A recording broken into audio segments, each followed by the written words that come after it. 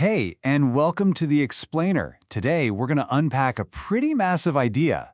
What if our need for human connection isn't just a preference?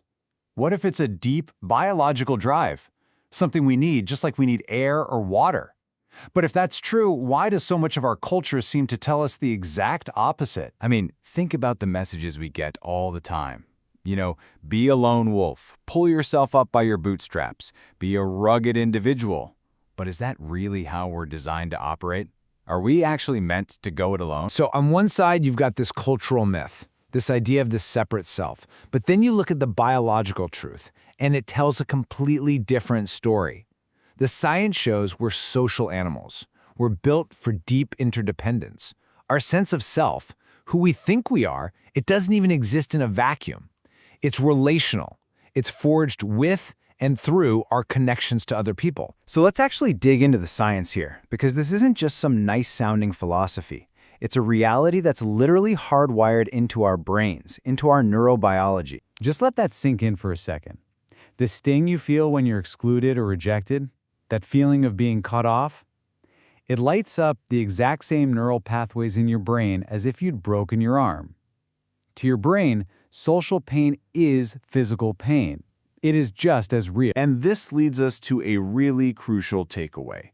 Relationships aren't a luxury item. They're not just a bonus feature of being human. They are a non-negotiable biological necessity. We're not just built to enjoy connection.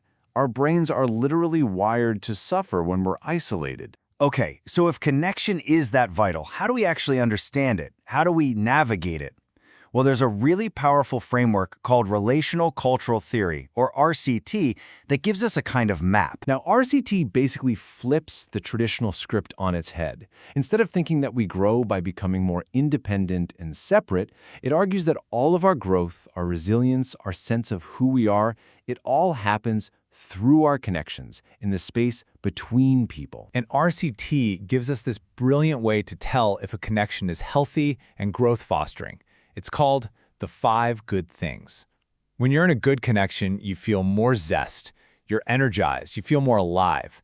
You get more clarity about yourself and the other person. You get a stronger sense of worth. You feel more productivity, like you can actually go out and do things. And this is the kicker. It creates a desire for even more connection. So what's the engine that drives all this? It's something called mutual empathy. And this is not just one person feeling for another. It's a two-way street. It's when you share something, and you can actually see and feel that your story is landing with the other person, that it's moving them. In that little moment, both of you are actually changed by the interaction. It's incredibly powerful. But of course, relationships aren't always a perfect harmony. We all know what disconnection feels like, and it's a totally normal part of life. The problem is, when it becomes a chronic pattern, it can be incredibly damaging. This often happens in a kind of downward spiral. It might start small, with what's called an acute disconnection. A simple misunderstanding, you just don't feel heard. But if that keeps happening, it becomes chronic. You start to feel really cut off. And to cope, you might develop these strategies of survival, where you start hiding parts of yourself just to keep the relationship going. And you end up losing your real, authentic self along the way. And this spiral can lead to this awful place that RCT calls condemned isolation. This is so much more than just loneliness. It's a deep, painful belief that you are fundamentally flawed, that you're unworthy of connection, and that you're totally trapped. So how do you get out of that kind of isolation? Is healing even possible? Absolutely. And the principles of RCT show us the path. This all comes to life in the true story of a client named Gina. So Gina was carrying the trauma of severe abuse from her childhood. And for her, the therapy room, being alone with the person in a position of power behind a closed door, it felt terrifyingly familiar. It felt dangerous. She was completely locked in shame, feeling totally unlovable. So Gina came up with this really brilliant survival strategy. Anytime she felt her therapist misunderstood her or made a mistake, she would actually call the therapist's bosses to report it. She's basically making her private therapy public, putting everyone on notice. Now, her therapist eventually realized what was going on. This wasn't acting out. This was Gina's incredibly wise way of creating safety for herself. She was literally re-engineering the power dynamic of the relationship to make it safe enough for her to even begin to take the tiny risks needed to heal. The big turning point came in one of their sessions.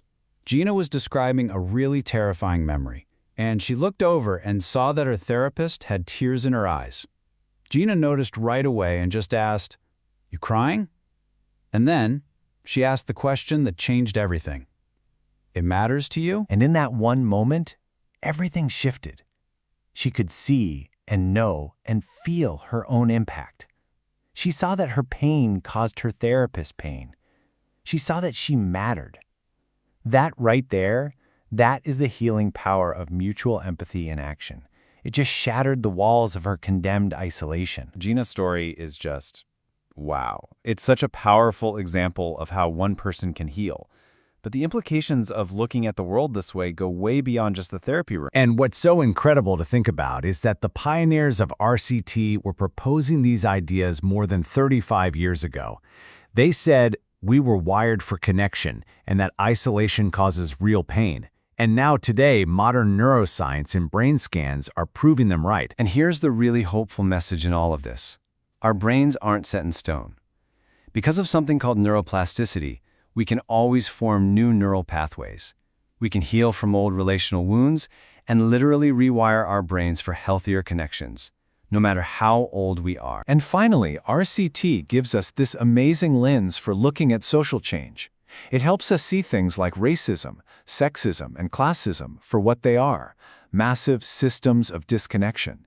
It sees marginalization as a process of exclusion, of abusing power, and the antidote it offers is radical empathy, a real commitment to building bridges across our differences, not putting up more walls. Which really leaves us with this final big question. Einstein once called the idea that we're all separate individuals an optical illusion of consciousness.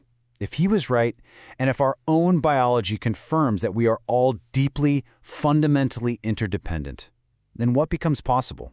If separation really is the illusion, what can we build together?